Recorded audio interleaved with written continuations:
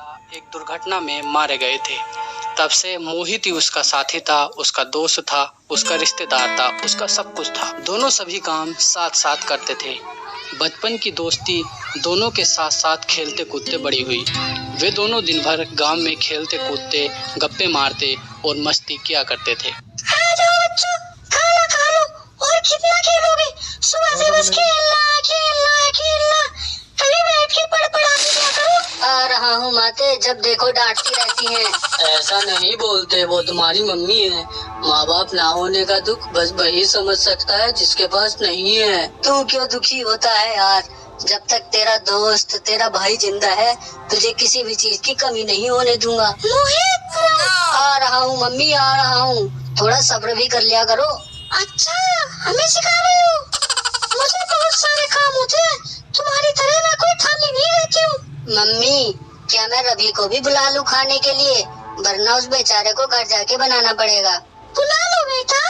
रवि, मोहित और उसकी मम्मी तीनों मिलकर खाना खाते हैं और आपस में बातचीत करने लगते हैं। तभी गेट पर मोहित के पापा आकर डोल वैल बजाते हैं। उनको देखने के लिए उसकी मम्मी उठकर चली जाती है। तभी मोहित को पास में लगे हुए मेले की याद आती है। आज शाम को मेला देखने चले क्या? सुना है वहाँ पर बहुत सारे अलग अलग तरीके के झूले लगे हुए हैं। पर क्या तुम्हारी मम्मी मानेंगी? पर मम्मी से पूछेगा कौन? मैंने अगर पूछा तो मम्मी मुझे बहुत डांट देंगी। क्यों ना बिना पूछे ही चला जाए, हम लोग जल्दी वापस आ जाएंगे। मुझे ये ठीक नहीं लग रहा। हमें बड़ों से बिना पूछे बाहर नहीं जाना चाहिए। अरे लेकिन मम्मी को पता नहीं चलेगा ना। हम लोग जल्दी घर वापस आ जाएंगे। और सबसे बड़ी बात, वहाँ पर बहुत सारे झूले और खेलने वाली चीजें हैं। हमें चलकर देखना चाहिए। लेकिन हमारे पास मेले में घूमने के लिए पैसे तो है ही नहीं। मेरे पास थोड़े पैसे हैं, उन्हीं से हम दोनों मेला घूम लेंगे। ठीक है, लेकिन हम घर जल्दी वापस आ जाएंगे। ठीक है भाई, ठीक है, जैसी आपकी आज्ञा। दोनों घर से ये बोलकर बाहर आ जाते हैं कि वो लोग खेलने जा रहे हैं, जबकि वो दोनों चले जाते हैं। वो दोनों वहाँ पर सभी झूलों को देखते हैं। मोहित के पास कुछ पैसे पड़े होते हैं। उसके पास इतने पैसे होते हैं कि वो दोनों सभी झूलों में एक एक बार बैठ जाते हैं। फिर वो सारा मेला घूमने लग जाते हैं। घूमते घूमते काफ़ी समय हो जाता है और दोनों थक भी जाते हैं। तभी उन्हें घर की याद आती है। लगता है अब हमें घर वापस जाना चाहिए, बहुत समय हो गया है। हाँ, मैं भी अब बहुत थक गया हूँ। मुझे तो अब नींद से भी आने लगी है। ठीक है, घर पहुँच के सो जाना, लेकिन पहले घर तो चलो।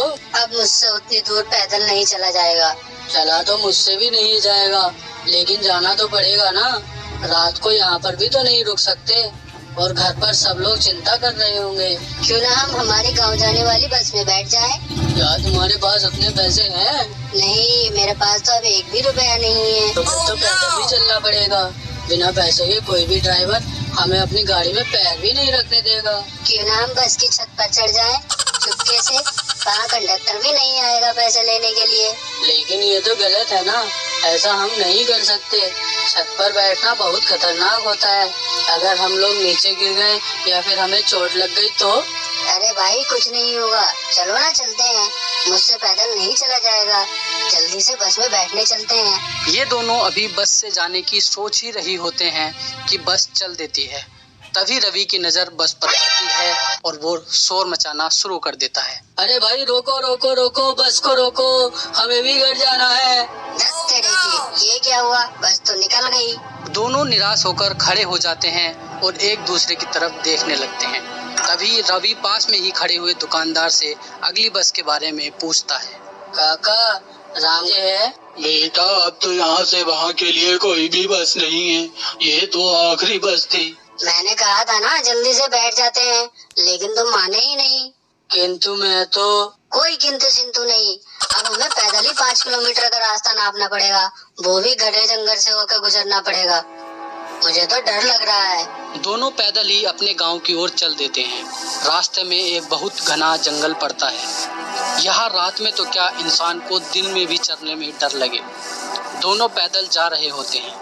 तभी झाड़ियों से सरसराहट की आवाज़ सुनाई देती है। वो दोनों घबरा जाते हैं। तभी उन झाड़ियों से एक भेड़िया निकलकर आता है। वो दोनों भागने लग जाते हैं, लेकिन मोहित से ज़्यादा तेज भागा नहीं जाता और भेड़िया उस पर हमला कर देता है। बचाओ बचाओ मम्मी बचाओ। तभी रवि अपने दोस्त को मुसीबत में देखता है और घबरा जाता है। वो अपना दिमाग लगाता है। उसके पास एक माचिस की डिब्बी रखी हुई थी। वह उसे निकालकर एक आग की मसाल जला लेता है।